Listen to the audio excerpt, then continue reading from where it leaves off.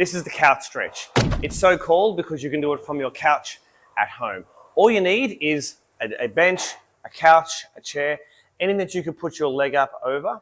I want you to turn into this here and put your foot up over the bench. Keep your knee on the floor here.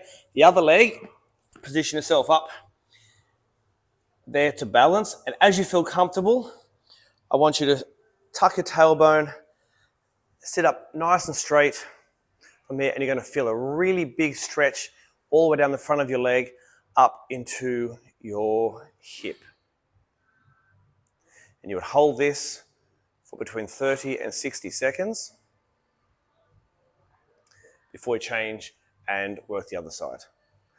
So the value in this is that we get a massive stretch from the muscle that connects from our knee all the way to our hip. And we're loading our hip, going to full hip extension. And this muscle never really gets stretched. If you're spending a long time sitting at a desk, be it on a plane, be it in a car, traveling, or be it just at your desk at work, these muscles here, the front of the leg, become chronically short because all they do is spend time in a shortened position.